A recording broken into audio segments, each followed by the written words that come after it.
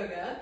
A little bit different. I'm doing a workshop today. I haven't done a workshop in a while, and I know some of you are up for a challenge that tried maybe my crow, and maybe you're now ready for a headstand. So I'm going to be showing you a couple of variations today, and a couple of ways to move into headstand. What I want you to do is listen to your body and take things really slow. Okay, so you might feel comfortable with a wall behind you, or you might feel comfortable with some cushions behind you, but really it's all a confidence thing, and you can totally do this. It's really much easier than it looks. A little bit of core, a little bit of confidence. That's what we're getting today. Okay, so there are two different hand positions that you can use. My personal favorite is to cup your head. So you take your hands, make a bind, put them over your head. The other one is to hinge, so you're kind of more like in a crow. I'm going to show you that one first, and then come on to my favorite, okay?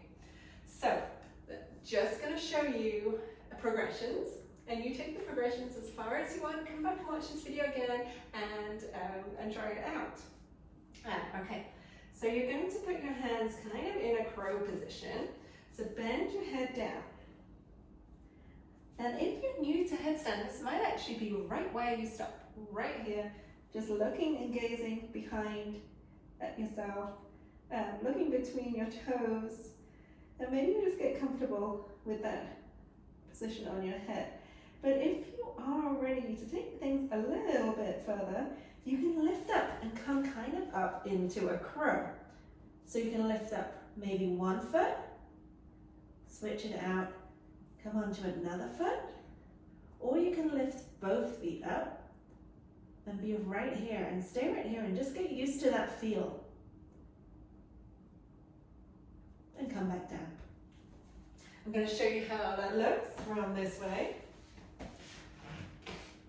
So you're putting your head down, looking between your toes, and then kind of wedging yourself on as though you're doing crow. From here, you can lift off and hold. And come down slowly. So coming down is just as important to kind of get that nice gentle coming down again. So that's the first one. I'm going to call that the crow headstand. It sounds like a good way of doing it. It's getting you use those neck strength, but you also want to make sure that when you're doing that and you're coming down, using that redcatyoga high five, so you're spreading out your fingers, and you're pushing into the ground with your hands.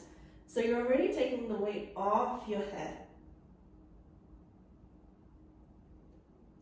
So push into the ground, so you've got kind of a little triangle of weight. Your head and your fingers. Because you do need a little bit of neck strength, and that can help you kind of take that off. Now, you can move into that hinge headstand and do that like from the crow, but I'm going to show you another version that I actually prefer. So, take those hands together, and you're going to make them into like a little bind behind your head. So you're taking your hands behind your head, clasping them behind you. You don't have that hinge to get up, so you have to use your core a little bit more on this. So curl up your toes, push up, and then here's where I like to stay for a little bit. And you can practice here on your toe, just getting comfy in that little patch you've made. Push into your elbows a little bit. From there, you can come a little closer and use your core to come up to right here, and maybe stay right here. But as you get more confident, you can lift up one foot, you can lift up 2 feet, and you can even like play around a little bit at the top there. Because you're really nice and stable in this little place you've made down here. As you come down nice and control. So that's what you're aiming for, okay? So take the stages slowly. So move from one to the other with a little bit of care and just see why you feel good. I like that kind of stability of putting that behind my head. But the hinge version, you can go to and straight the same way. Once you've used that crow a little bit, you can push and come up just the same once you've got used to that, like this.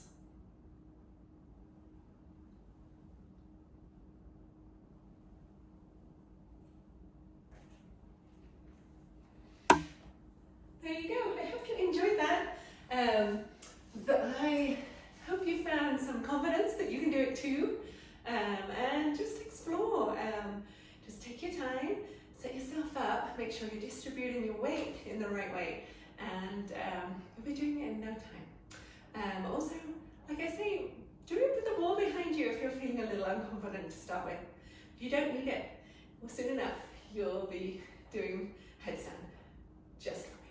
Okay, I hope you've enjoyed this. Let me know in any comments if you need any extra tips or you're finding things that you need a little tweak. I'd be happy to answer your comments, and come back and see me. Bye.